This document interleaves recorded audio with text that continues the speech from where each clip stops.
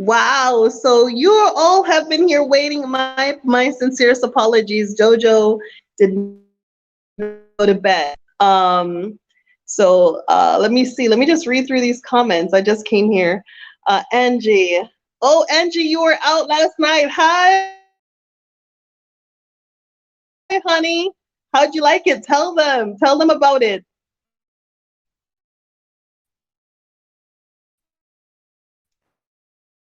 And wow. Let me just read this comment. Sharon. Hey, Sharon, how are you? Yes. Can't wait to see you. Yeah, so the grand opening was fantabulous.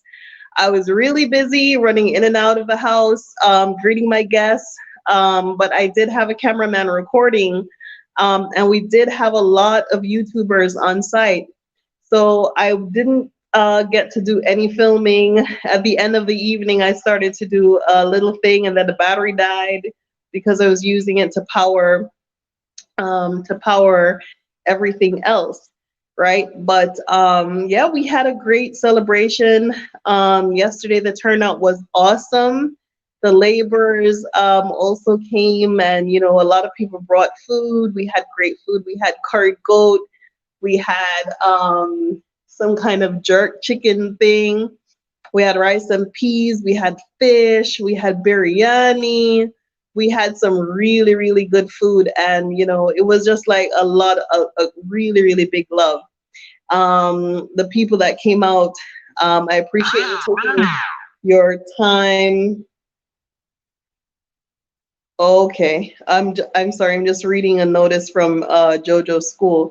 Yeah, so I had a lot of Tanzanians too who came out to celebrate with us. Big up on yourself for taking the time to come. I know y'all are busy, and so this past 9 months. Let me see, 11 months. Yeah, so 11 months has been the most, I would say, interesting part of my entire life, because I didn't anticipate coming here and finding this property, and I just looked over everything last night and I was like, wow, Renee, last year this time you didn't know any of these people, right? And already I have a family. I have a family of people who who love and protect and care for both Jojo and I. So it was awesome. Hi Cass, how are you? Yeah, Sharon, I can't wait to see you as well. Let me see. Yeah, man. So the food was good, the vibes was good. Hi, Gloria. Nice to see you here. The vibes was nice. Everything was peaceful. I did a little libation ceremony for the ancestors who brought us here. And, it really is that pent up energy of so many generations who wished themselves back, who wanted themselves to return to the continent, and they didn't know how they would do it. And they passed that legacy down to us in our blood. And, we're carrying so much of that energy with us. And so when you come here, you're not just transporting your body physically, you're also transporting your ancestors spiritually. And so to me, it was important to have that acknowledgement for the ancestors who died in bondage and died in misery and sufferation, and not being able to see their home again. And it was important to acknowledge them in this experience for returning us back to Africa. Right. So we had a great time. I can't even tell you all that went on, but it was just fun, and it was just great for people to come together. And that, for some of the time I had to really step back out of myself and say this is why I did it, because I want people to have that connection with each other. You know, I want people to have a gathering space, and that's what it became last night. It became a place where people knew that they belong, that people would understand, you know, that they could meet other people who probably came from where they came from, you know. So and meet also other Tanzanian people who can help to guide them to where they need to go. So that's why I did it. And, you know, I did two awesome interviews yesterday. I did an interview with Go Black to Africa. He and I sat down. I gave him a tour of the house, and we had a great interview for about 20 minutes. So I think he's going to be editing that, and he's traveling to Botswana today. So that could probably be ready in the coming weeks or so. But I know he was trying to interview me for a long time.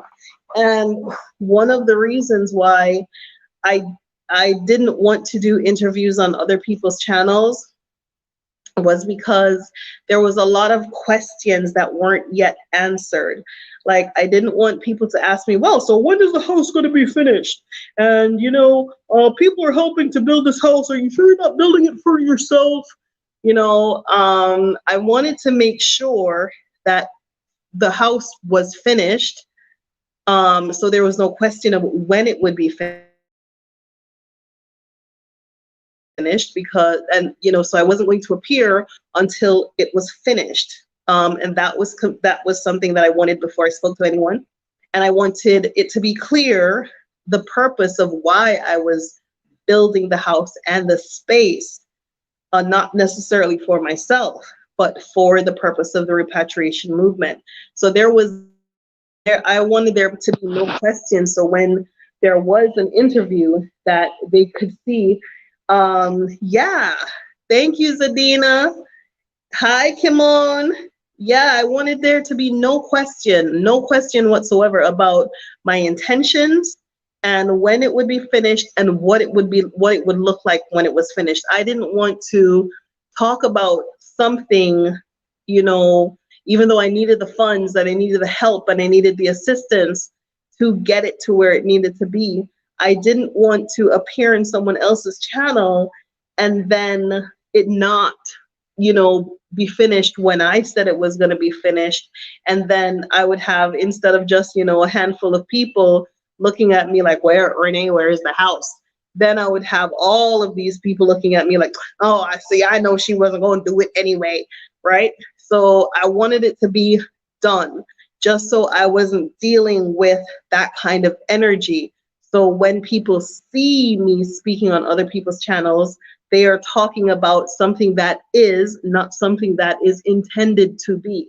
And that's how I wanted to do it. And he came in just right on time. The day before he left, yeah, he came and he got a lot of great footage. So I can't wait for you to see that. And then I think Soulful Travel, she sat down with me for a little bit as well. And our interview was a little bit different. It was more about, you know, understanding yourself and knowing yourself and understanding the necessity of being in an all Black culture as a Black woman. And I've discussed this before, but, you know, to accept being a second-class citizen in a country where Black women bill everything. We bill everything, we do everything, but we're the second-class citizen. We're expected to be less than and beneath everyone else and serve everyone else. And, you know, it at some point in time, culturally, that does affect our self-esteem. When you go and you pick up a magazine, it's a white woman selling this. When you go and you watch TV, it's a white woman selling a house. Everything in every level of society, you are made to believe that you are not good enough. And, you know, what it does for you when you come to a all Black country where, you know, a Black woman is selling everything from shit to shinola, you feel a part of the community. You feel like, yes, I belong. And so those are the things that we discussed on her channel. So that would be a great interview um, for you to check out. So it's Soulful Travel. Let me read these comments here. Hey, Julie, thank you. Let me see, Consuela Townsell. Ah, thank you. Yes, thank you, Consuela. I appreciate that. Thank you. Yes, Kimon, I appreciate that. Let me see. Yes, Samira, what's going on? Thank you, Zadina. Yes, people. So we're going to be doing the raffle. I got everything here and stuff, but I just wanted to talk about that. I wanted to talk about the evening and talk about the experience and talk about, what this project is about. And I know I'm missing a couple of days of filming and a couple of different kinds of videos, and people want to see more and they want me to do more kind of videos, but I wanted to be present in the environment. I wanted to be present. I wanted to be seen. I wanted to greet the guests. I wanted to talk to the people. I wanted to, even though it was just a little of me to go around, everybody got a little bit of time. They can't say that they came and they never saw me. So, and not everyone wants to appear on camera. So I didn't do much filming. And then this morning, I got up and realized there was no food in my house. I hadn't gone to the supermarket in a long time. And so I had no breakfast food to serve JoJo. Excuse me. I think we ate the last egg yesterday. And so I decided to do a pancake run to take her to a restaurant that served pancakes because I know that's what she wanted. And I thought, well, instead of just taking JoJo to have pancakes, I went and I picked up all the kids who were staying at the Exodus house. So we did a little pancake run. I took them to the restaurant. It was about 6 of them, and the ages ranged from like 3.5 to 12. And so it was a car full of kids. And I just, I was just so very happy to have the children at the Exodus house, because imagine going to a place every single day that was a construction site that you couldn't even sit in, you couldn't even put a chair in. There was just like cutting and sawing and drilling and mixing and building on and on and on and on for months and months and months. And now you can see children in it, feeling clean and feeling safe and just rolling around in it and lying on the rugs and eating and, doing what kids do. And to me, like, that is the greatest feat of achievement, that I've completed something. Sorry, there's a mosquito trying to get me. Yeah, that to me, that's like the biggest feat of accomplishment, that I've made a space that children feel good in, that they feel comfortable in. So I took them out this morning, and so we were gone most of the day, and just to give the moms a break too, because I know it's a lot. It's a lot to like travel across the universe, literally, with your kids. And there's a lot of anxiety and a lot of stress and a lot of confusion that goes with that. So just to be able to give the moms a second to like breathe, and know that they're with someone that will bring them back in one piece and they're safe with. So that was another reason why I did it as well. But yeah, so we had a good time today, and I was tired by 4 o'clock. I had to come home and take me a nap. And then I got all the things together for the raffle. So thank you, Sophia. I can't wait for you to come back, Sophia. Come. I can't wait for you to see it. Let's see.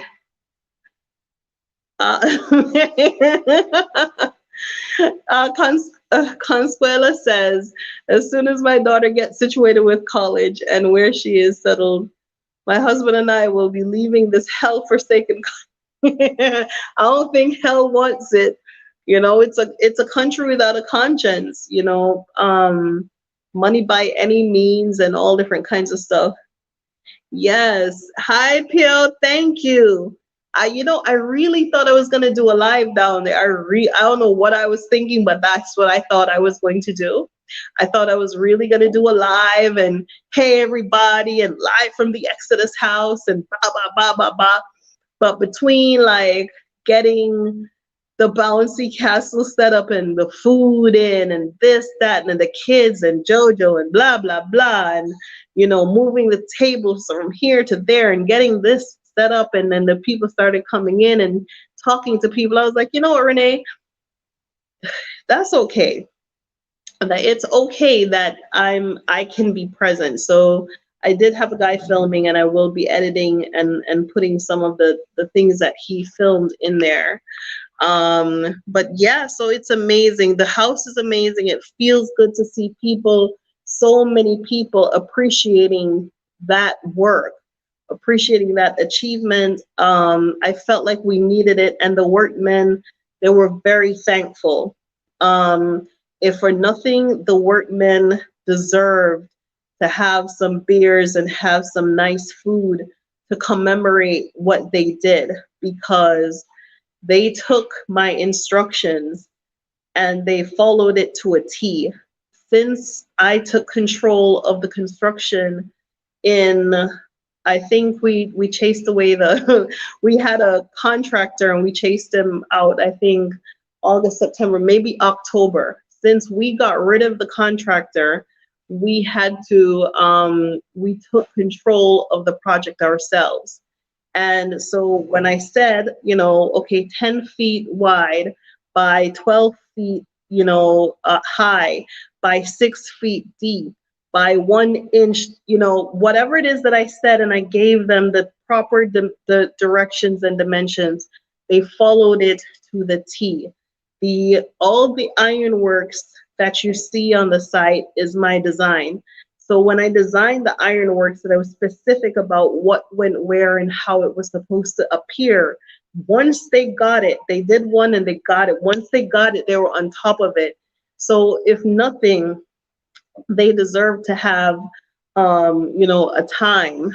And I had a projector that while the guests were there, I couldn't get it going. But when everybody left, I had the time to concentrate on it. And I set up the projector and I started to show the house when we just found it. And all of those videos are right here. So if you go back to August to September of 2020, you will see what this house looked like. I know I have a lot of views now, but those videos don't have a lot of views. They have maybe 400, 300 views. So there's a lot of people who don't know where that house came from. You saw me building it, you saw it under construction, but you don't know where it came from. It's the stuff of haunted nightmares. It's the stuff that if you went to bed and you dreamed about being trapped in an abandoned haunted mansion, that would be the house, and I couldn't imagine for a minute the woman who built the house, how she would feel if that's the house she built and that's what it looked like.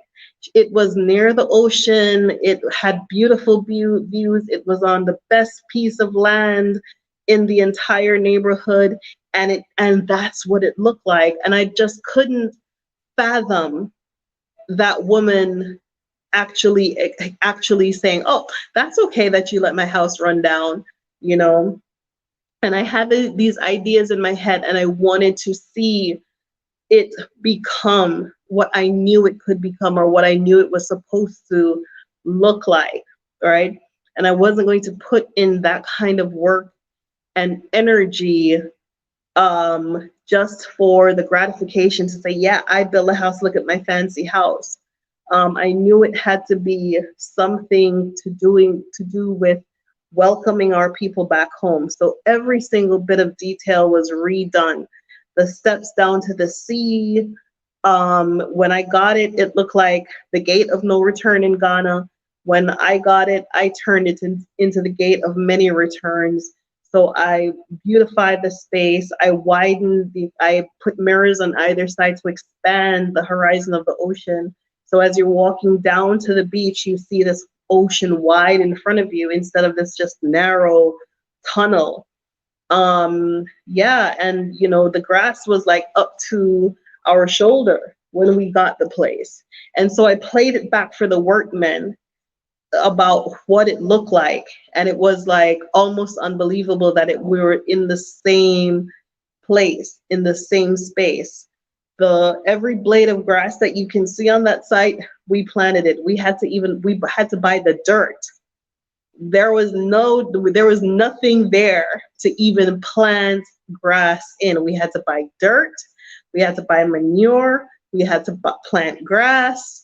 And for me, it was like, okay, just get on with it.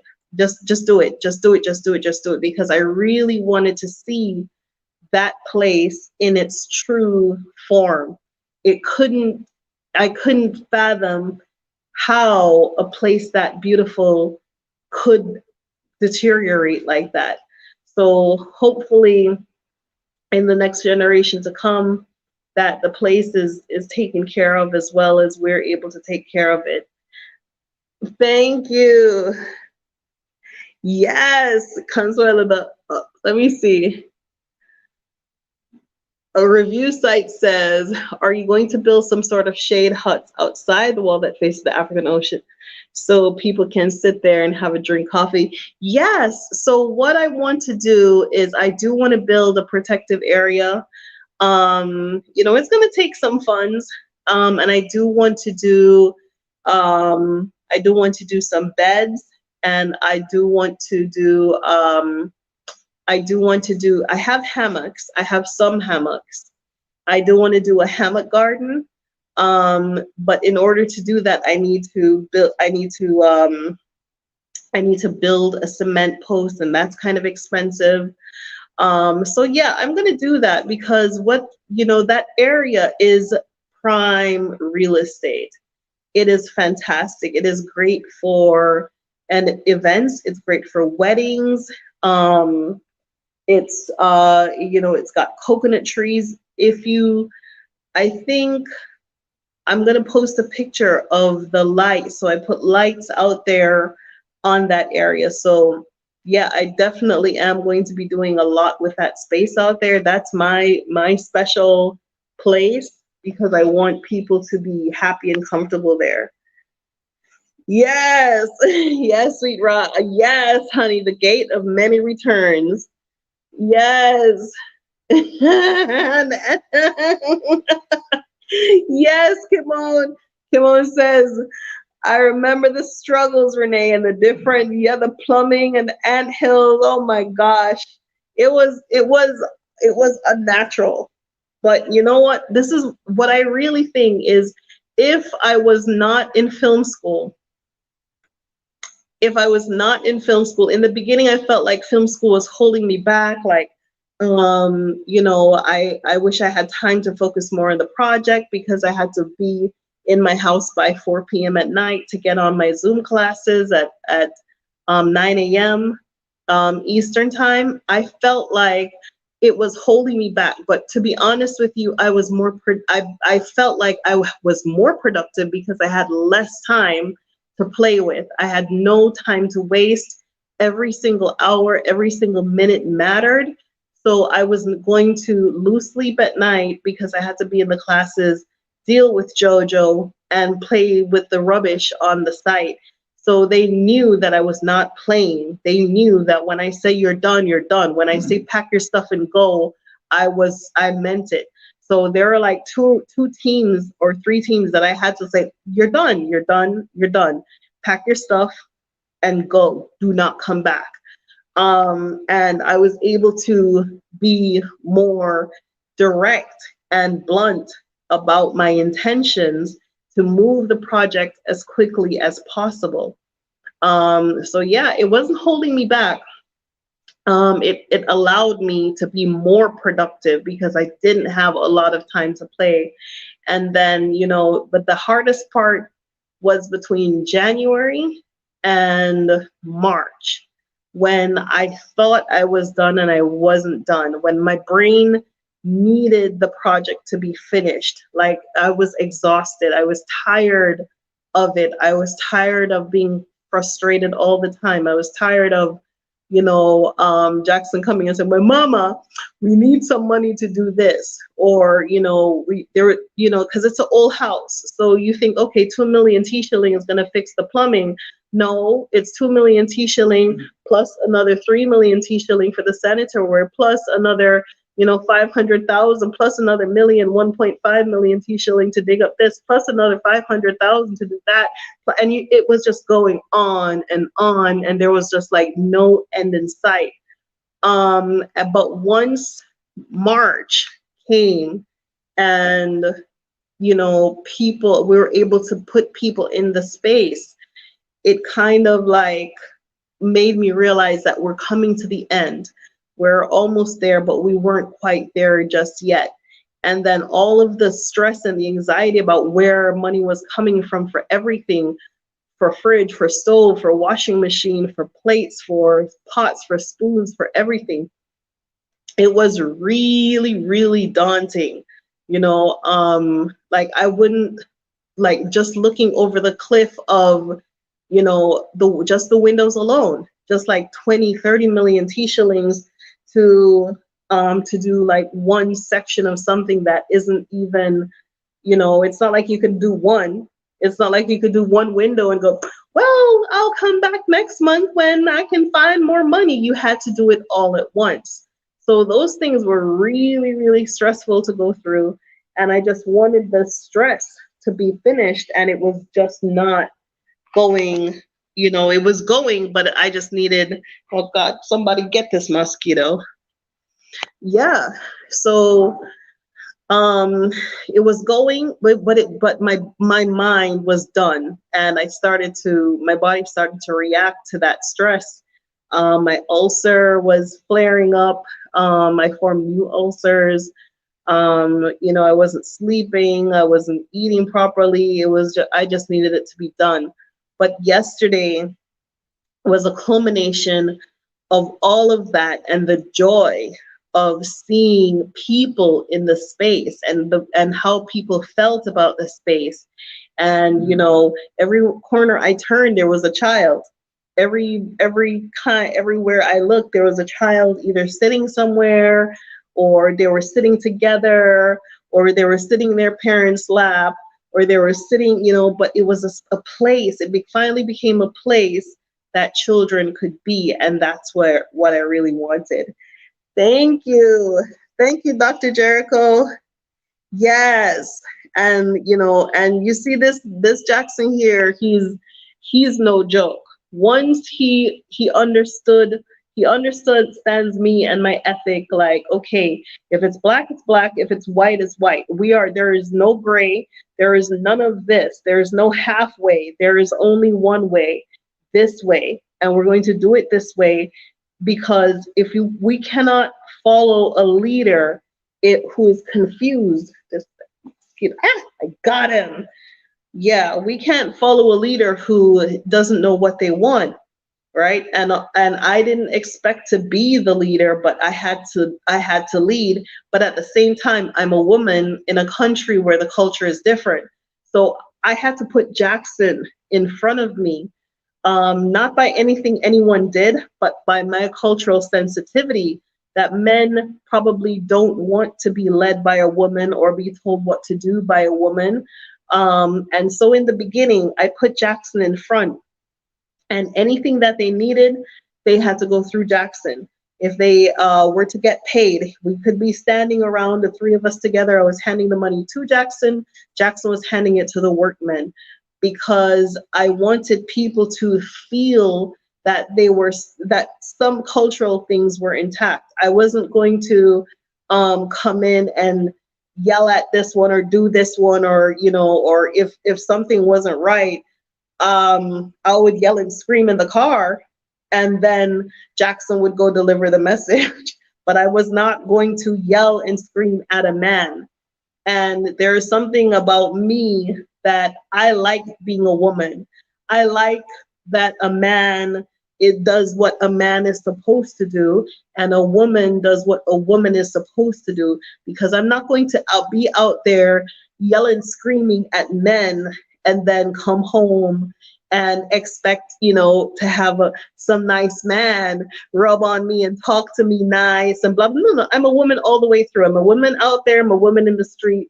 I'm a woman at home. I need a man to be a man, and I'm comfortable being a woman, but I am not going to upset anyone's cultural equilibrium in their own country. So, there was a lot of sensitivity and a lot of conscientious actions that took place on that site that made things go the way it went.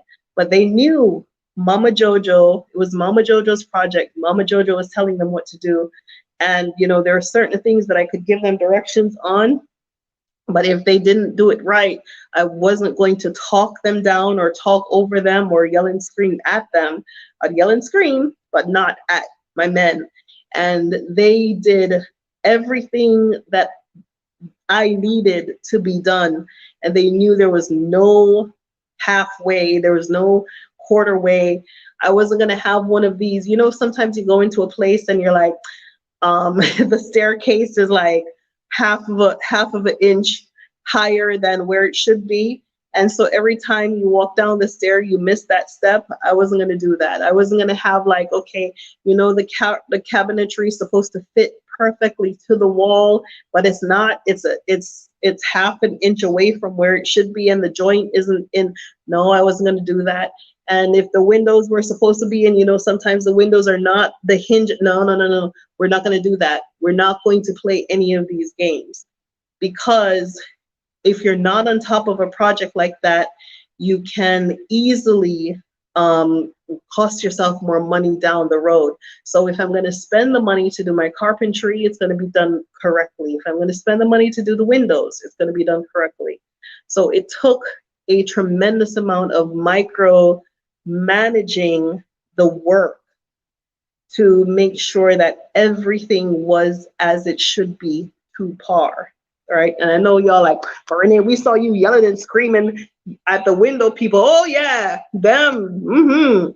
Them, they did deserve some yelling and screaming, but they weren't my men. My men are the men who are on the site every day painting and mixing mortar and carrying blocks on their head from one corner of that two acre site to the next. Those are my men, and I gave them a tremendous amount of respect, and they gave me my respect too. Yes. Let me see. Thank you, PT. Yes, and yeah, so somebody, yes, so someone sent me a text this morning like, oh, we love your Africa. Because and a lot of you I'm gonna tell you, a lot of you are gonna be like, Renee, we don't know about that. But what we did yesterday when we were serving the food, I served the men first. It's Africa. I'm sorry. If you don't have a man to go out and hunt and go out and get firewood and go out and protect your house, you ain't got nothing. It's Africa. So we serve in African cultures, most of us serve our men first.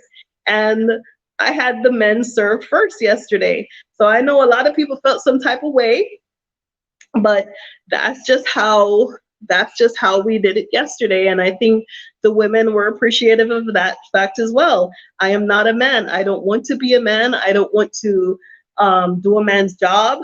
I don't want to take anything from a man. I don't want to supersede a man or make a man feel like he doesn't have a place, or that I can do it all and we don't need a man.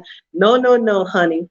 No amount of money that you have or no amount of things that you have can replace a man. That is the truth. Okay? Nothing can replace a good man. So, I mean, I know we know how to make ourselves happy and comfortable, but the truth is, if you go back to the Bible, that we weren't created like, I'll just make one good, strong woman and she can give birth by herself and have her own kids and she's going to be fine. That's not what the Bible says for those religious people, right? The Bible don't say that. The Bible don't say that, and it doesn't say, well, I'm just gonna make a man right here who's gonna, he can have as many women as he wants, and he can abuse them if he wants to. Yeah, he could just toss them to the side. He could just have his fun and just use them.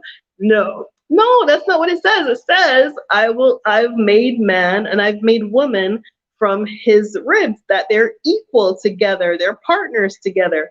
But we have to know our roles. We have to know our roles and where we belong.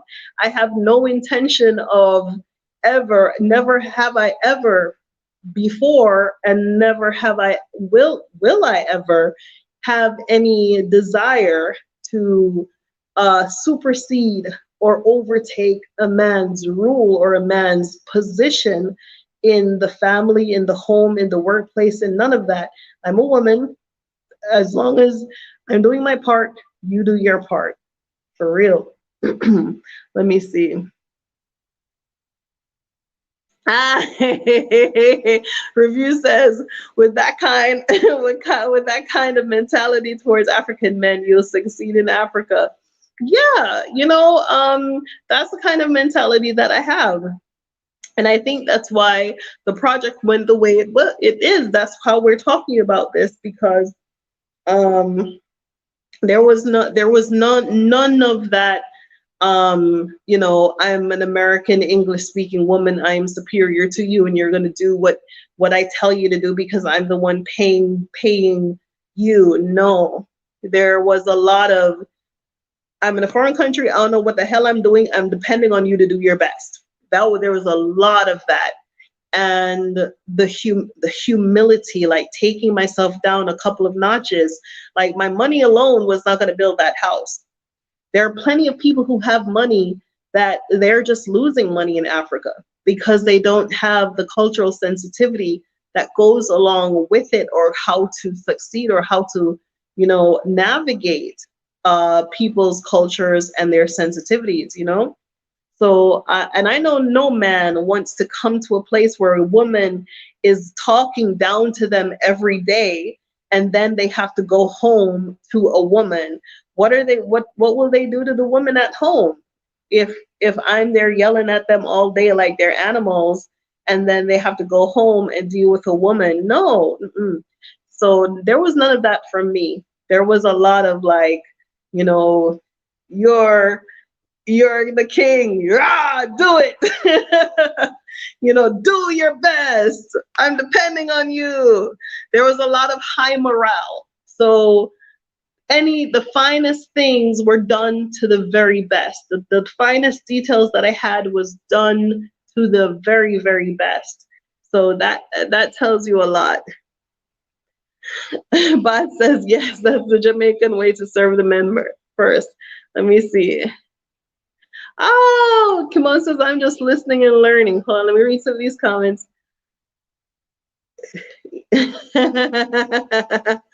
Thank you, Cass. Your vision is not mine, and mine is not yours.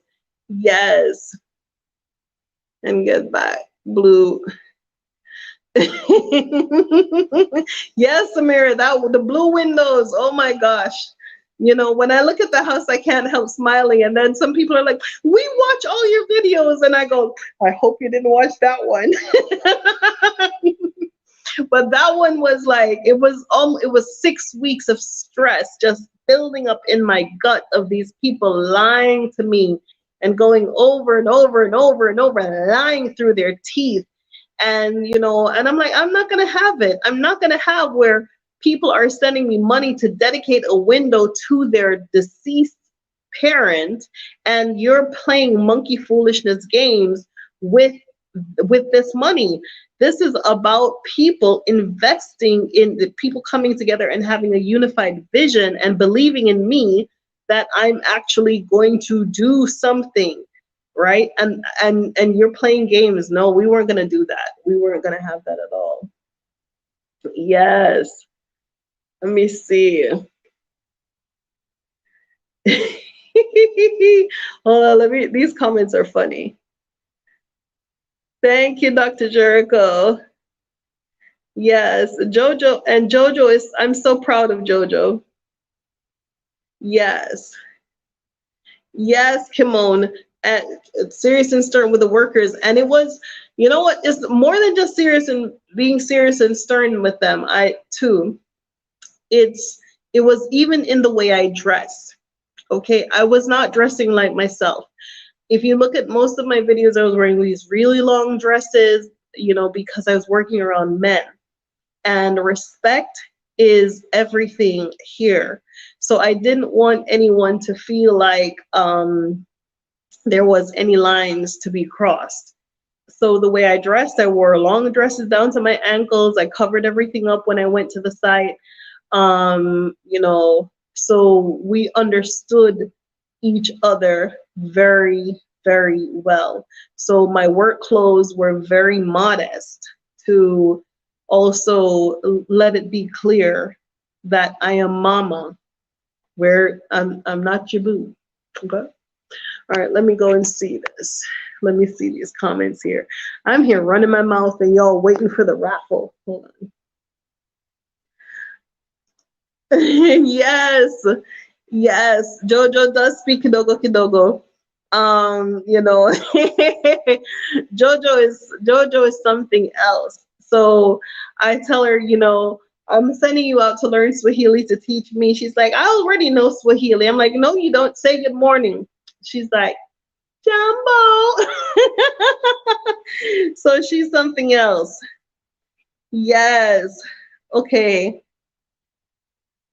Okay, PL. So I'm on a live. So the internet connection, it is what it is. If you got find a good place, there are people who are at the Exodus house who they're able to come into the lives too.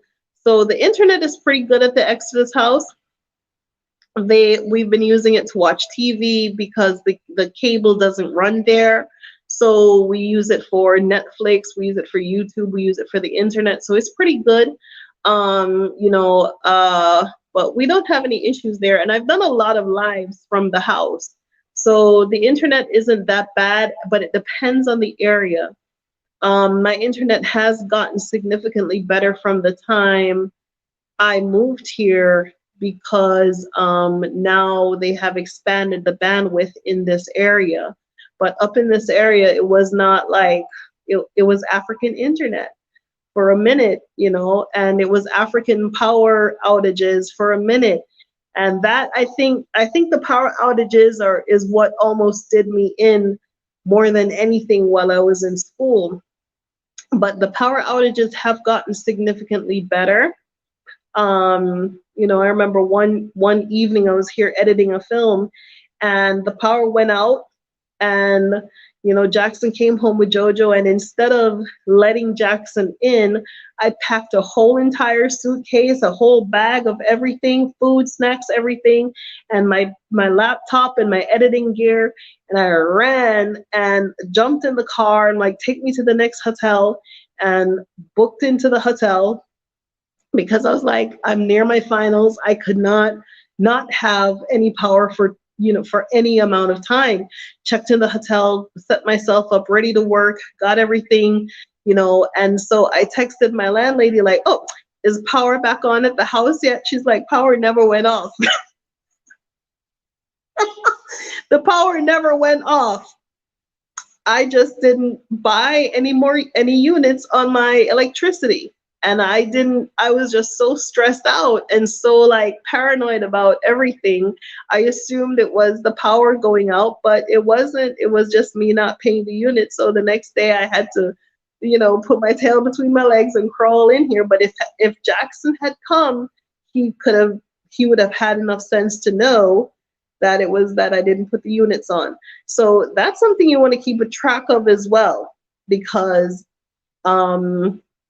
yeah, had I been writing down things or had I been paying attention to things, that wouldn't have happened. And my landlady had a good laugh at me, and she said it's happened to her in the past as well. So sometimes the power going out isn't necessarily the power company cutting off the power. It's probably you not paying your units because you don't get a bill here. You don't get a bill to say, okay, you have to pay by the 3rd of every month. You don't really get any reminders. So if you're not on top of that, you can end up doing something like what I did. But you know, that's what happened. Um, let's see. Let me just look into these comments here. Okay, so I'm gonna go ahead and do the raffle. I know there are a lot of people here waiting. Yes, Consuelo, you gotta serve the men first, you know. Um, let me just put this clearly. When we say serve the men, we mean we're talking about men. We're not talking about no little rinky-dink people that, you know, try to take it on your idiot and play games in your life and all that kind of stuff. No. These men, they elevate the level of manhood to a different level, okay, to what we have been exposed to. So you have to acknowledge that you're not dealing with the same kind of foolishness that you deal with in the West. You know, these men take pride in being fathers. They take pride in being uncles. They take pride in being husbands and brothers. And, you know, and so you have to find ways to acknowledge them in everything. And, you know, they also take pride in being protectors, right? So at the Exodus house, these men and the boys that I've come to depend on, they're an integral part of the process. They're there to support me. They're there to help me with JoJo. There to help me with the site. They do things that I don't ask them to do, but they know it needs to be done. You know, they give me no cause for misery or no cause for of aggravation. If I speak to them once, that's all that needs to be done. If I say do this or cut this plant, I don't have to say it 6 or 7 times. So, and yesterday I really wanted them to feel that they were appreciated. And so at the end of the night, you know, I was being thanked over and over and over again, from the plumber to the guys who work in the yard to the construction guys. They wanted to feel that they did good work, and I know they genuinely felt that. Hey Faye, how are you? Okay, so let me start the raffle. Where shall I start? So for those of you who don't know, I have a raffle every quarter. So this is now the summer raffle drawing. Right now we have a family who they purchased a $100 raffle ticket for the 30-day stay in the 2-bedroom family suite. And they're there, they've been there since the 31st of May, and they're gonna be there until the 30th of June. And if they want to extend, they can definitely extend. Excuse me. But so the raffle breakdown is for $25, it is a 1-week stay in one of the normal bedrooms with a shared bathroom. Okay, and there are 3 of those rooms, and you can have, I think, 2 guests. From the $50 ticket, you can have a 2-week stay in the master suite. So that's 14 nights in the master suite for $50. And then the $100 ticket gives you a 30-day stay in the 2-bedroom family suite for up to 5 people. Okay. And so the master suite has its own bathroom. The 2-bedroom family suite has its own bathroom as well. Okay, so that's what we're doing. This is how we were able to finance a lot of the project. And so I'm going to announce the next drawing for our fall. Yes, it is Father's Day. Yes, Kimon, happy Father's Day. Yes. Yes, big up all the fathers in the chat, right? The fathers and the uncles and the brothers and those of you who step up to support your family and your friend's family and your brother's family. Big up on yourself. Yes. Hey, FK, how you doing? Big up yourself from New York. All right, cool. I appreciate it. Okay. So let me get into it. So, yes. So we're going to announce the next drawing for the next raffle this week. But now we're going to do the drawing for the summer. So we started this on the 16th of April, and now it ran until the 19th of June. Today's the 20th. Okay, so don't go to the website and purchase no tickets now, okay, for this drawing, because I got all the names. I have everything ready to go right now. So give me 1 second. Ah, okay, so yeah, okay, I know I need a better system. Where should I start? So that's the 30-day. This is the 2-week. This is the 7-day. Okay, let me just make sure. Ah, don't ask me why I did this to myself. Ah.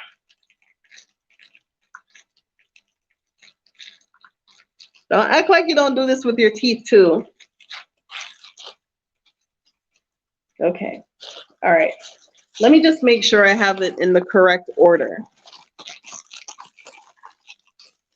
Let me see. Let me just make sure that this is the, what week stay is this? Okay, so we're starting with the 1-week stay. Okay, all right. Shake, shake, shake, shake, shake, shake, shake, shake, shake, shake. Fathers are elbow talk to fathers. Yes, absolutely. And not just the fathers too, not just the sperm donors, the daddies. The daddies who help with homework and change clothes and give baths and tickle and make dinner and and keep people happy. Okay? So I'm about to pull a name. This is the 1-week stay. All right, so you're gonna see before me. Whose name is this? Let me see. Ha! Wow. Do you know, when I did this, I said, you know what? She has entered this raffle so many times, right? She has entered. I said, I know she's gonna win. Look at this. Lisa, Delisa Hurst, 1-week stay. This lady is a tremendous supporter. She's been emailing me, communicating with me, but I know she had some family issues that just arise, but she won. So I don't know if she's gonna gift this to someone. I'm gonna email her, but this is you, Delisa, 1-week stay. I don't know why is it so blurry. Hi, Linnell, how are you? Yeah, so this lady is a super supporter. And I know she's going through some issues with her family right now. So Lisa, I know maybe she's not here, but Lisa, you won, honey.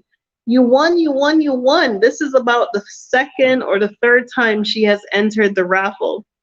And so yeah, I don't even think she remembers that she drew this. But the beautiful thing about this is that you can gift it. You can always gift your stay, and it goes for your reservation. It goes for a Starline certificate. You can gift, or someone can gift you your reservation at the Exodus house. So yes, Lisa, come on down. You're the next contestant at the Exodus house. 1-week stay, honey. 1-week stay. Delisa Hurst, if you know her, tap her, let her know. She has won 1-week stay. I'm gonna go ahead and email you. And if you would like to gift this to someone, you let me know. Okay? Or if you're gonna come, let me know. Either which way. So the process is, after you win the raffle, all you need to do is email us and tell us your dates. We will block those dates for you. And when we block those dates for you, you can go ahead and whatchamacallit, and get your reservation. So when we make the reservation for you, then you receive your itinerary with your reservation number and all the details attached, right? So the that was the 1 week stay. So we're moving right along to, yes, Lisa's been, she's been a very, very big supporter. Like, I can't even begin to tell you. And even when it's a small amount, it's something, but she really wanted to see this project come to fruition. So let me just shake, shake, shake, shake, shake, shake, shake. Hey Essie, how are you? Let's shake, shake, shake, shake, shake, shake. So this is for the 2 week stay. Okay. This 2 week stay is for the master bedroom with that bathroom, honey. Yes. Yes, yes, yeah. Okay, okay, okay, okay. All right, all right, all right. So you can see I'm pulling it out. I don't have it somewhere. All right. Bye. So you're gonna see before me. And who is this? Who is this? Who is this? I knew it. I knew it. Who is this? Who is that? That is Swan Cell. That is you, Miss Swan. That is you, Miss Swan. You've won a 2 week stay at the Exodus house, honey. Swan. Miss Swan, she was at the grand opening last night. So let me tell you about this lady. So last year they came to Tanzania to see what I was talking about. They came to find out if this was real. They came to try to figure out what was going on here. Why this woman talking like this about some Tanzania? So they came, and when they came, I had a get together at my house. Mayor Anthony Witherspoon was here. I had a dinner party, and it was amazing.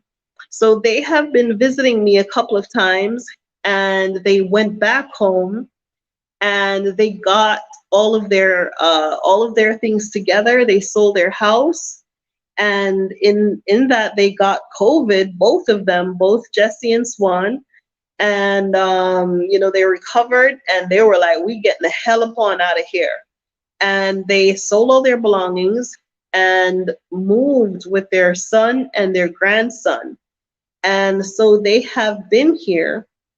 So she entered into the raffle and won. Okay, so congratulations. That is a 2 week stay in the master bedroom at the Exodus house. There you go. Okay, there you go. Okay, so that's fantastic. So these people are like really, really, really, really like family. And she's someone that, I would say she's one of our stronger women in our community that if you need advice or support or anything, or that you can reach out to, she's a trustworthy person that you can lean on. So I'm very happy for her. Not sure what she's gonna do with it, because she's just gotten her house here. So yes, you have won, Miss Swan. All right. Okay, so now we're moving on to the 30-day stay. So the 30-day stay is for the 2-bedroom family suite with up to 5 guests. Let me see. So I'm gonna open it up to make some room to shake, shake, shake. All right. So, shake, shake, shake, shake, shake, shake, shake, shake, shake, shake, shake. Okay, here we go. I'm pulling it out so you can see. All right. And let me see who this is. You're gonna see it before me. Am I holding it right? Upside down, right? I knew you were gonna win. I knew you were gonna win. This woman entered this raffle, I think, 3 or 4 times. So this is Cherie Christie.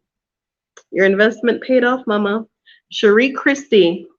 Cherie Christie, you are the winner, honey. You're the winner of the 30-day stay in the two-bedroom family suite.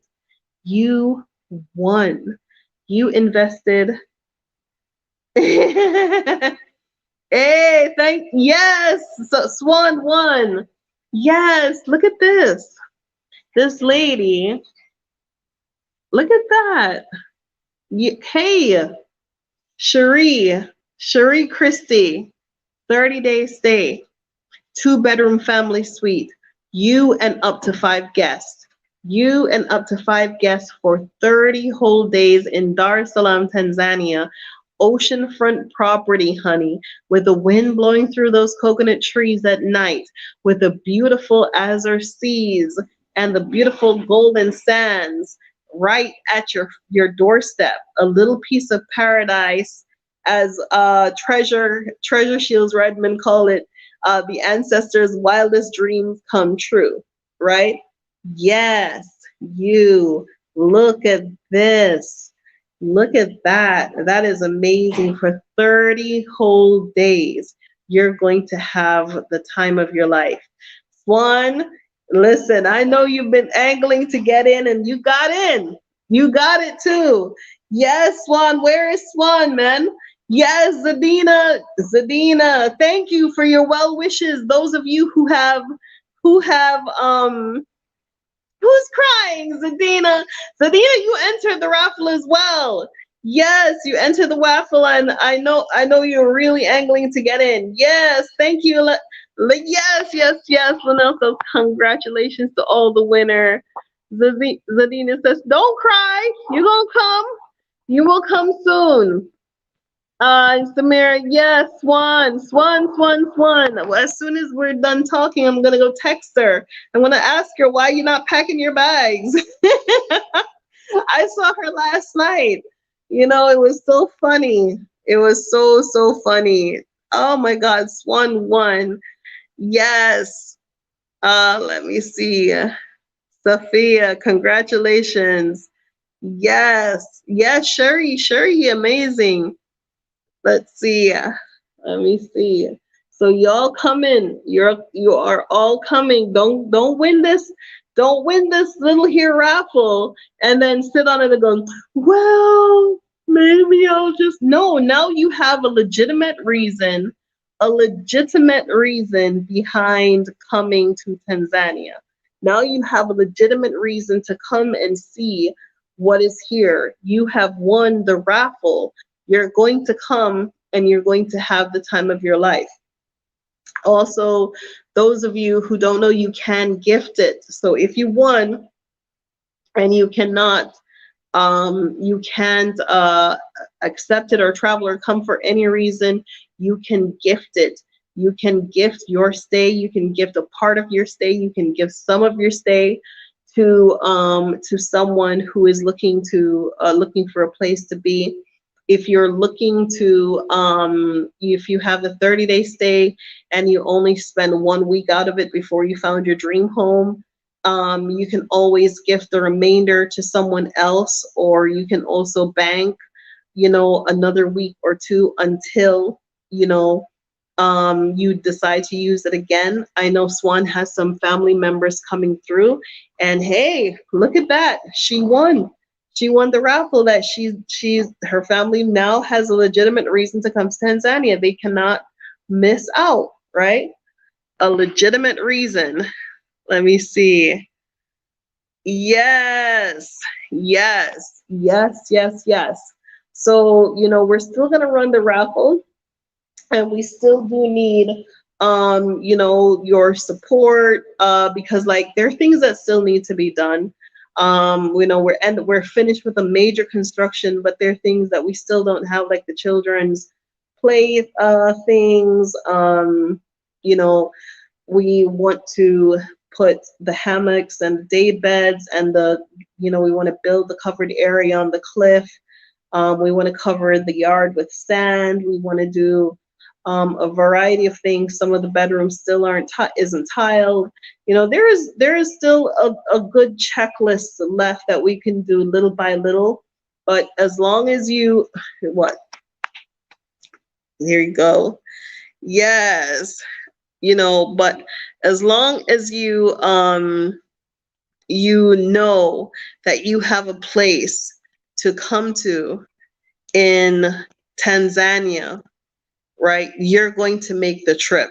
So please go ahead and continue to support us. This is our Cash App, right? Continue to support us, continue to support the project so that we can do more things like this. So like raffle tickets, um, raffle tickets, reservations, Starline certificates. These are the things that drive this business. I will be doing an interview with some of the people who have stayed there. One lady has traveled back to the States today because her dad is ill, but I will be doing an interview with people who have come, who have stayed, so that they can give you their experience or what it's like to be there with their children in the space, right? So please continue to go ahead and support the project so that we can do more of these things.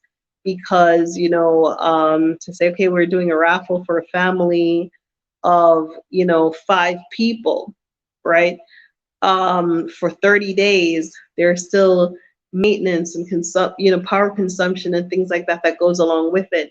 So until we get the NGO up and running where we can actually legitimately ask for support from donors, from international sponsors to assist us with the repatriation through, reparation donations. Until that happens, we are just doing this ourselves. So people, at least in the future, people can see what our intent was. So the more that we do here with this, the more we're able to do more, right? So I will announce the next raffle in this week. So for those of you who don't know how to make your reservations, let me put it here in the chat. And so you can make your reservations. Let's see.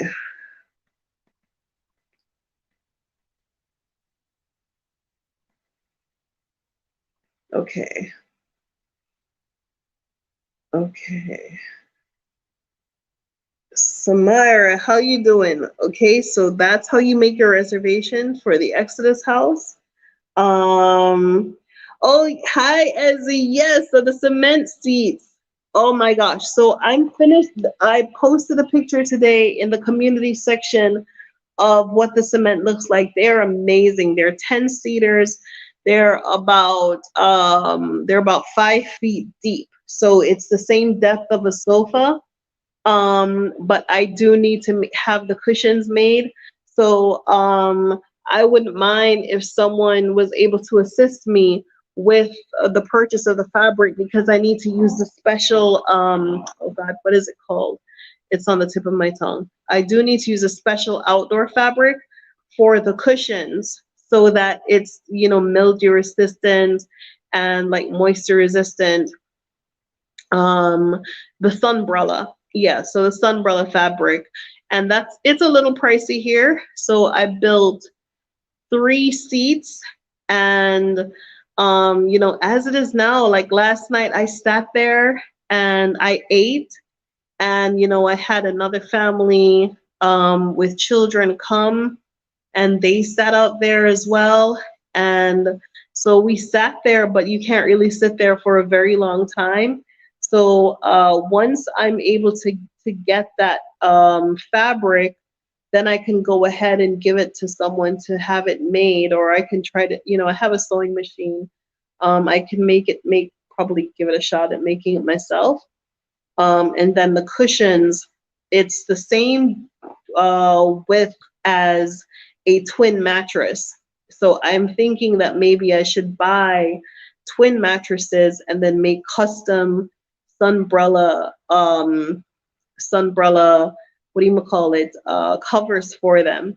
And the colors I'm thinking of is a very nice like turquoisey blue to like bring that ocean feel in. So how I did it was I brought the Moroccan tiles and Moroccan. The I call it African tiles. Some people call it Spanish tiles. So the tiles that I use in the kitchen and on the stairs, I put them on the base of the seats at the front as well to add that nice touch to the entryway of the house. And what I really wanted to do was to just like make outside more accessible, more beautiful, more comfortable. But that really is like the best view ever. It's just the best view because you can sit there and just really, really, really relax, right? Thank you, Ezzy.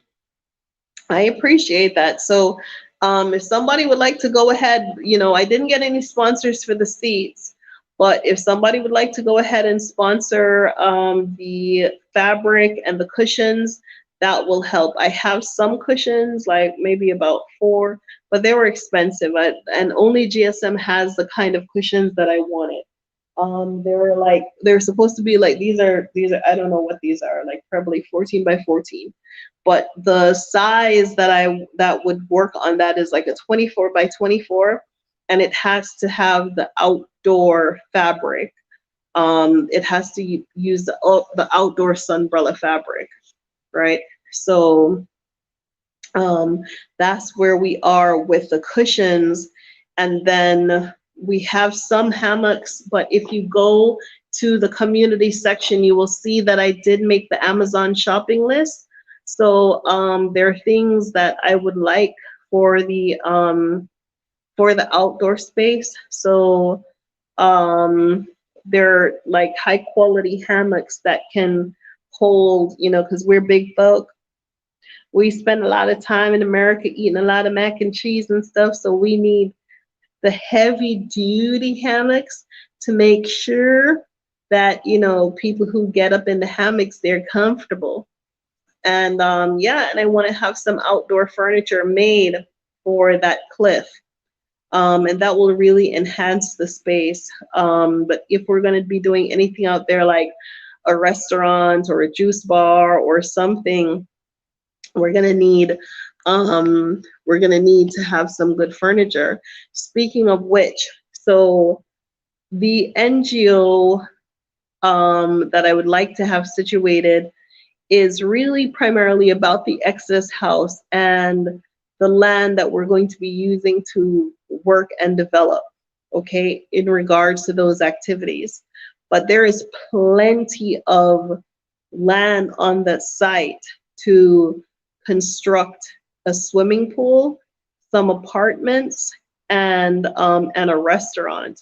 So I said it earlier, and I'm saying it again, that that's what I would look for investment for.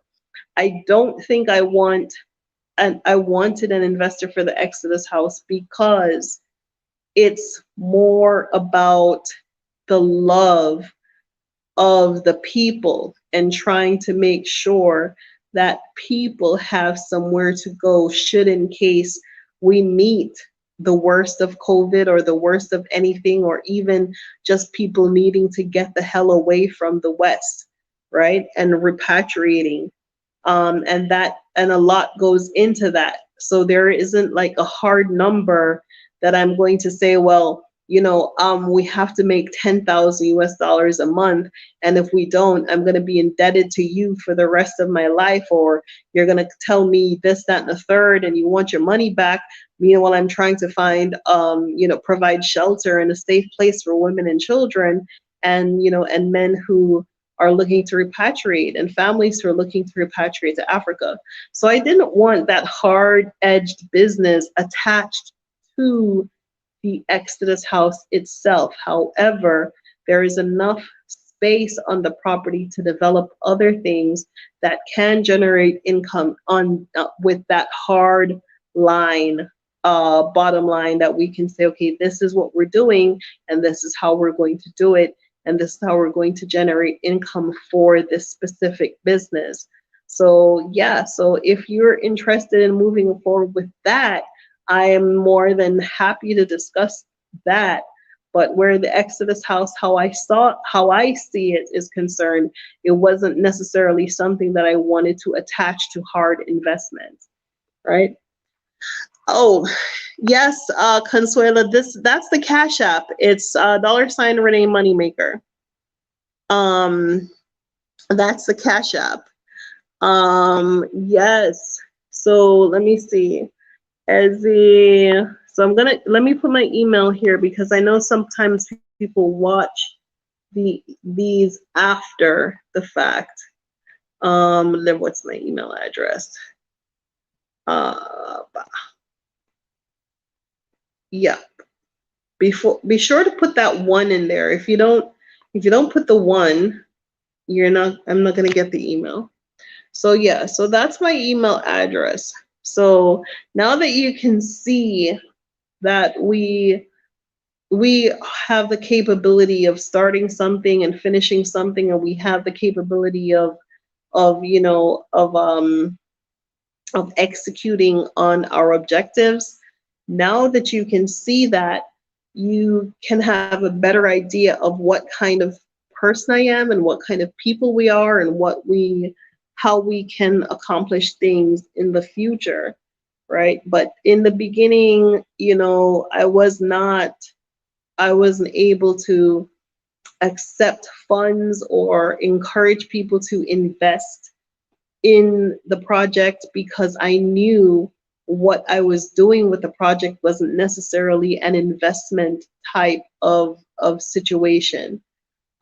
In the future, there are other industrial things that will be attached to the NGO that will generate funds, but at this juncture, the Exodus House and all to do with that project is really um, more non-profit work, right? So how much money can you really expect to make out of somebody who is giving away giving away stays for 30 days, right? So yeah, so there are plenty of other things that we have going on that we do need support with. So if that's something that you would like to get on, let us know, communicate, send us an email. And here again is the Cash App. Okay. Yes, Consuela, if you help, it will definitely put you in the raffle. So what some people don't know is that they have been donating and I've been putting them in the raffle. And I think I think Lisa did say to put her in the raffle. She sent me some money and she said to put her in the raffle. But yeah, I added her into the raffle. So yeah, that's what a lot of people don't know is that, the little things that they send me, I put them in the raffle because I want people to have some sense of getting something back for what they've given, and I know it is also gratifying for a lot of people to see how I spend the things that they send to me, how I implement those things. I think it's gratifying for people to know that they've supported a project, and they've brought it to somewhere, So I really definitely appreciate everyone who has donated small, large, little, everything, communicated, even sending a nice word, even, just taking the time away from yourself and what you have planned with your life to spend some time with us, it really means a lot. I was reading to Jojo the comments on her dress. And she was like, that was for me. I said, yeah, that was for you. That's all for you. That was for me. Yeah, so it's very much appreciated. Okay, let me see. It's what? It's 11:36 here. And let me see. Let me go through and make sure I didn't miss anyone because sometimes people are writing stuff and I'm talking so much. that I don't see it until after I leave. Okay, let's see.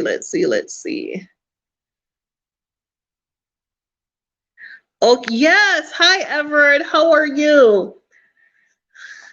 Yes. Okay, so Everett, please make sure you're coming through by mid-July.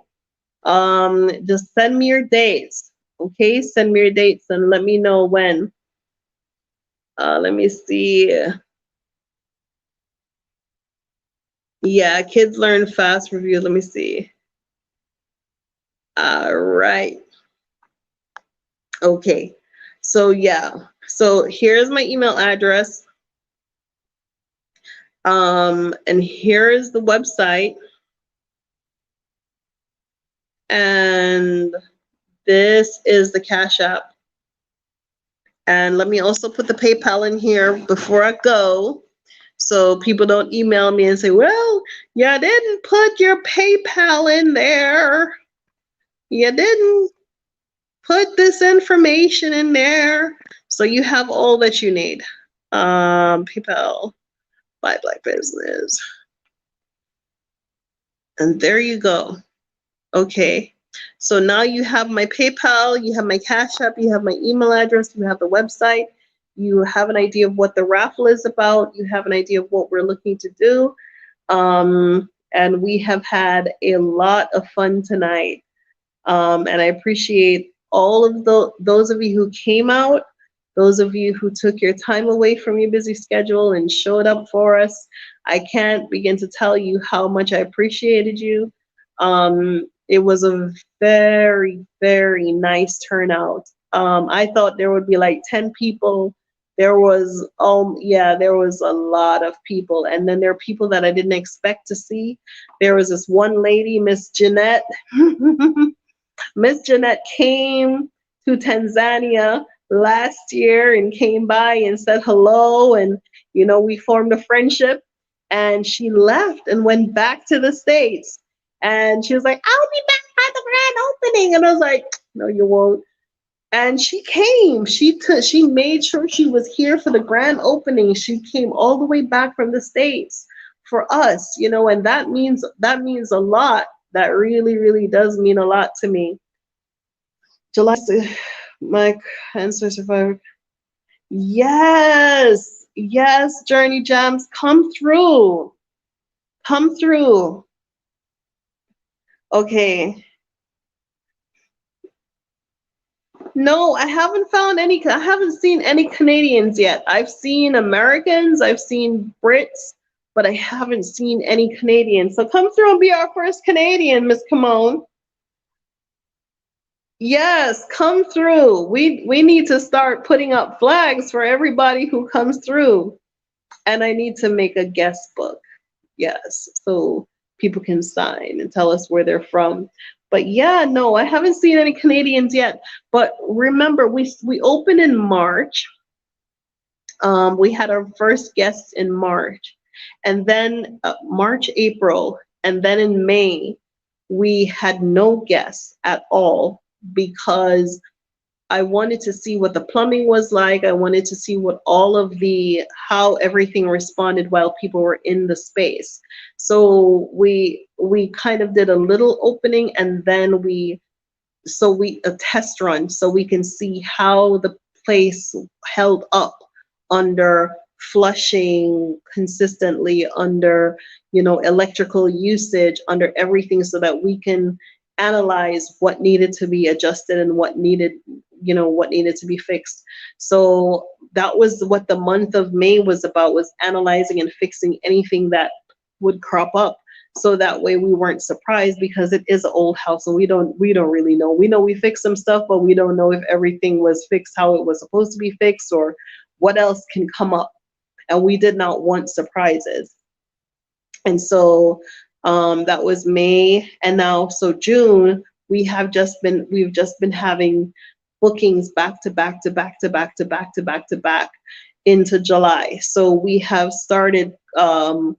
We're so blessed. We're so blessed, and we're so fortunate that we have been able to say we have had bookings that keep us busy. We could have very well finished the house and nobody came. We could have very well, finished building and nobody to come and enjoy it. But people are interested and people love our story and people love where we came from and where we're going. And so, I'm very thankful for that, for all the people who have come through. Hey, oh, okay.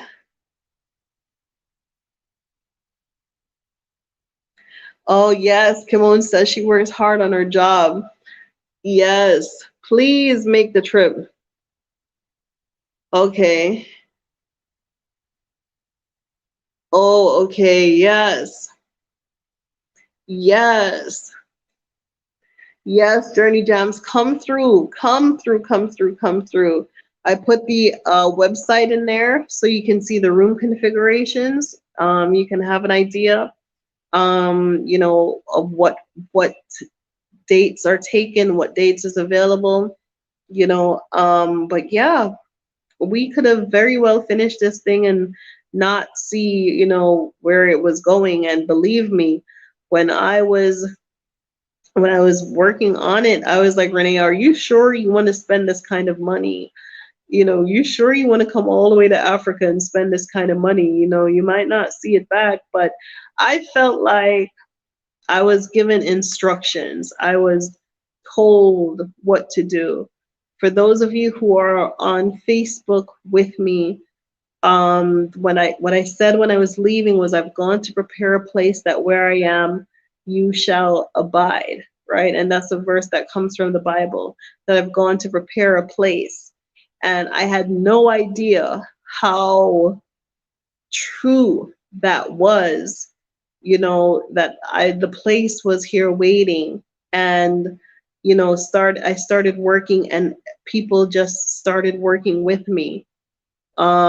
People were telling me, I'm here to help you, whatever you need. If you need somebody to come and paint, saw, chop wood, I am here, and people, the people who supported the project financially, um, those people were doing this thing out of faith, out of like, okay, I think I see where she is going.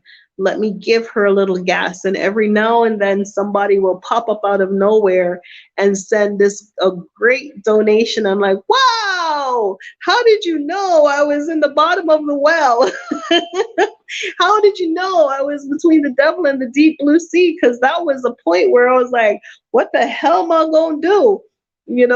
And people would just show up, So we were here on the ground doing the work, but you were really there for us. You were really there with everything, with the donations, with the support, the emotional support, the people coming, man.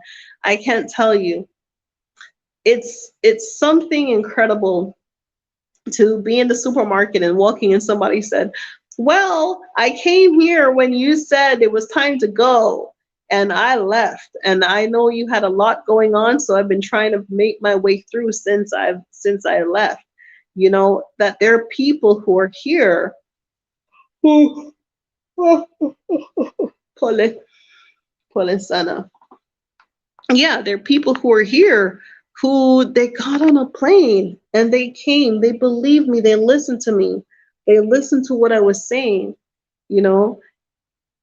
Let me see. Yeah, there are people who were listening to what I'm saying and believed in what I was doing, and it's a collective effort. I am just the vessel or the vehicle, but it has been a collective effort from the very beginning. And when I sit out on those cement seats and I'm looking at the coconut trees and the leaves, that's something that did not exist. I didn't fix that. I made that. I made a place that didn't exist before for someone to sit and enjoy.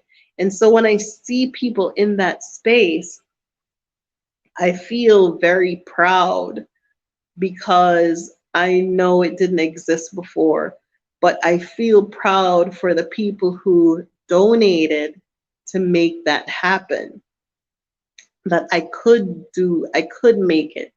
So donations help a lot. They do help a lot. Please continue to support the project. Continue to send your Cash App, your PayPal, do what you need to do. Small amounts, large amounts, they all help. And that way I am able to do more for people. I'm able to do more raffles. I'm able to do more creative things, do more things that make people feel comfortable in the space and comfortable enough to get on a plane and leave their comfort zone and come to a place in Africa where they know is is comfortable and comforting, right? So that's why I do it, because I know that it's very scary, because I sat there for all that time knowing I should have left, and I didn't leave because I didn't know nobody and I didn't know what to do or where to go. And I was confused as all hell, but still the gnawing sensation of leaving was inside of me, and I did not go. And so that hurt me a lot emotionally over the years. And for the first month I was here, I was traumatized by the fact that I knew I should have left and I didn't leave. And Jackson kept saying, Mama, you're here now, you've left. Mama, he tried to like tell me to like get over it. You're here now, calm down, you're here now. But I just couldn't believe I sat there the whole time in that mess. I did that to myself. I did that to myself for so long because I didn't have anywhere to go. I didn't know anybody. And now you do. Now you know somebody, right? Now you have somewhere to go. You have many people now, since I've been here, are also here, and they're doing things and they're making things available to people. So, but now you have something to attach that Africa, that vision of Africa now has a face, it has a voice, it has a place, it has a person attached to it. Even if it's not me that you're attached to, you can attach to that JoJo, to anything else that you see that's happening here. It is true, it is real, it is a great place to be. It morally and psychologically fulfilling to be around your own people. Okay? So that's all I got for you today. I see I got a new comment here. Let me just see. Thank you, Ramla. Yes. Yes, please do come. Yes, Consuela, the higher spiritual being definitely guided us. For sure, for sure. For sure. When I look back over my life where I was last year, June the 19th, and where we are this year, June the 19th, I have to say that there is divine and higher spiritual connectivity involved in this entire journey. I am not doing this by myself. There is a person or a energy that is working through me to accomplish this mission, and I know that, and I receive it and I accept it. And just to continue to be found worthy of that guidance and protection and oneness of spirit with whatever this higher spiritual being is. I'm taking directions, I'm following the directions, I'm listening to what I'm being told to do. If you go back to the Bible and you read, I think, Kings, I think Second Kings, you probably know better than me, But Solomon was given instruction to build a temple to God. And he didn't say, I'm going to build, some kind of wooden shack out in the bushes and call it a temple to God. He didn't say, I'm going to go build, just some little hut somewhere and call it a temple to God. No, he followed instructions. He did as he was told. He was told to make it this wide. He was told to make it this high. He was told what colors to use for the interior, and the higher and the holiest of holies and the highest of the highs and the high altar and the Ark of the Covenant, and what he was supposed to use, what materials, what fabric, where everything he was supposed to put everything. And he became very popular throughout the whole world for building this tremendous temple to God, according to the Bible. And the Queen of Sheba from Ethiopia heard about this temple, and she laden up her whole house with spices and frankincense and myrrh and gold and ebony, and brought it to him to build this temple, build this temple of God. And so I feel like every time I receive something from someone, I feel like I'm receiving a little bit of how that must have felt, to Solomon, to receive all of those things, to say, hey, I'm building this. And people came and they supported him from far and wide, with small and with large. And even to this day, we're talking about the Temple of Solomon, and we're talking about what he did in his time.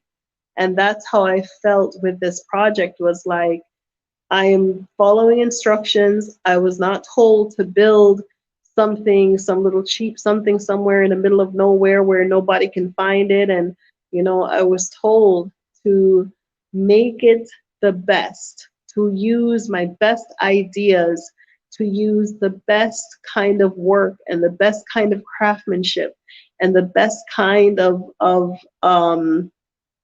support that I could find, to make it into something that it will be a place that people can attach their visions of Africa to.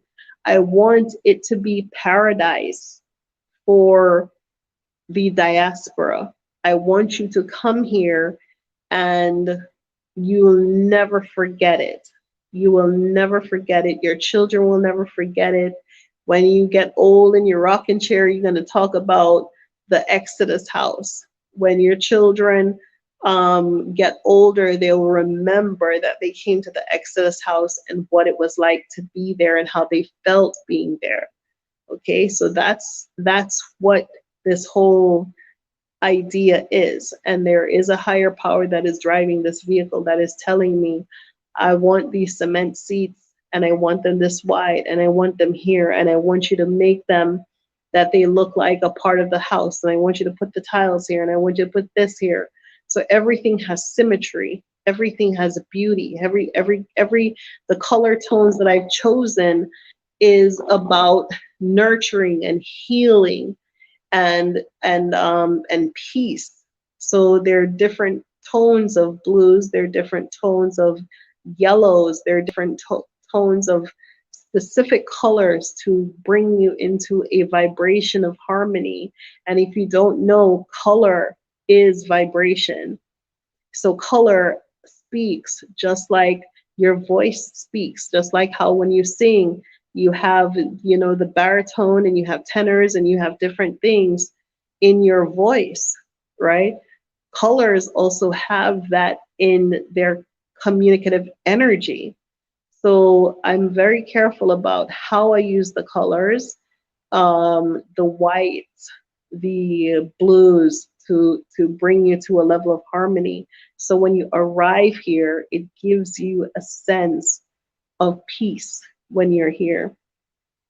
Let's see. Let me see. Let me read these.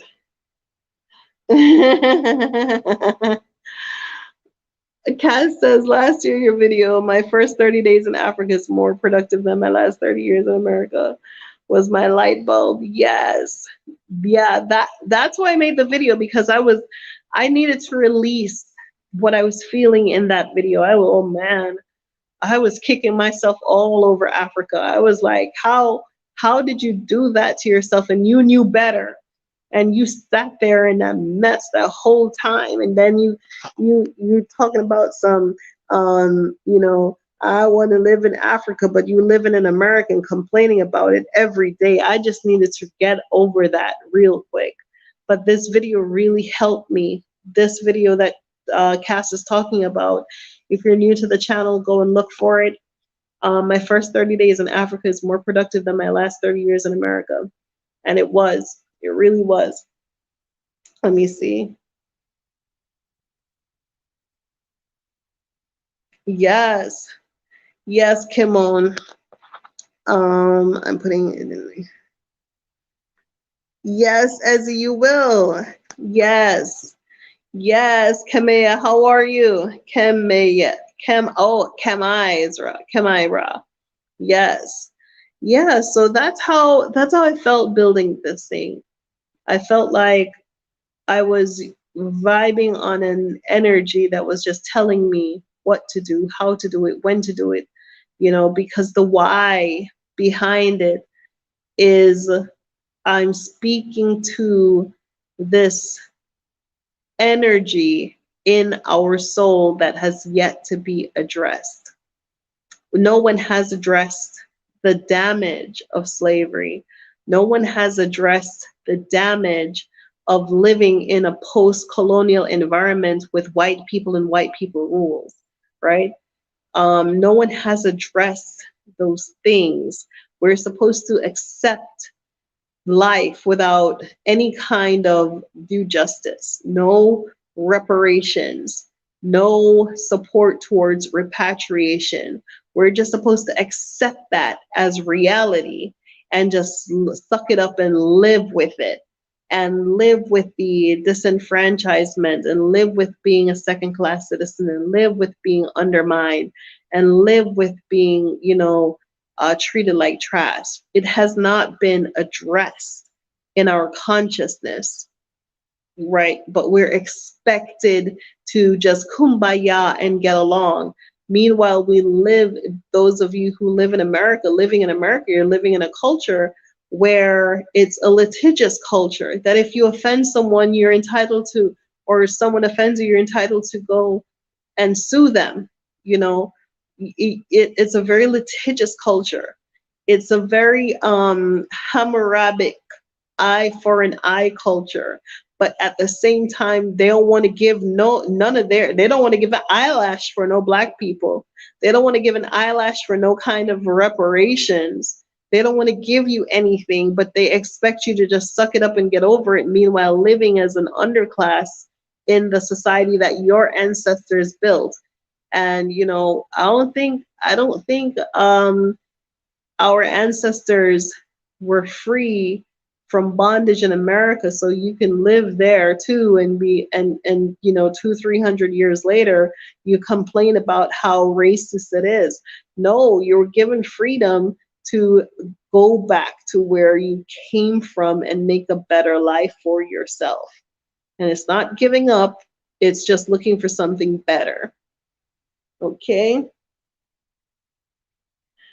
Thank you, Julie. Thank you. I appreciate that so much. Yes, we need the spiritual healing. We really, really do. The spiritual healing is we haven't addressed it in our in the Western in the post-colonial world. It has not been addressed, right? None of it has been addressed. None of the torn families, it hasn't been addressed, and it is tearing through our consciousness to how we deal with each other and how we treat each other, right? And how we talk to each other and how we think about each other. It's really tearing through that generational pain and hurt, you know. So this is my way of addressing those issues. It's my way of addressing that, just even walking in the garden is a peaceful experience. And that's what I want. I want a place where people come, where they know once they're behind those peacocks, those Sankofa peacocks, once they're behind that gate, they're in a new world. They're in a new place where they belong, right? Yeah, that's it. Hold on, let me see. Yes.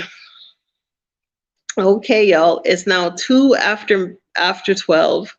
I am going to take myself to bed. I have to be up early. I just got the text Jojo doesn't go to school tomorrow, but Lord. Yes. So you have my email address. That is my email address. You have my PayPal, and you have the website for where to make a reservation, and you have our Cash App, so we can continue to do work like the raffle and things like that. We'll announce the date of the drawing of the new raffle when we set it up again, sometime during this week. Okay? But in the meantime, congratulations to all of the winners. Swan Cell, you have won the 2 weeks in the Master Suite. Sherry Christie, you have won the 30-day stay in the 2-bedroom family suite. And Delisa Hurst, you have won 1 week stay in in one of the deluxe bedrooms. Okay, so those are the winners. Congratulations. Thank you all so much for watching. Thank you so much for your time, your emails, your kind words. I appreciate you so much. Thank you so much. Okay, if you have any questions, go ahead and send me an email, exodusafrica1@gmail.com. Thank you all so much for watching. And thank you for those of you who took the time to come to us yesterday for the grand opening. It was greatly appreciated. Okay, see y'all soon. Bye-bye.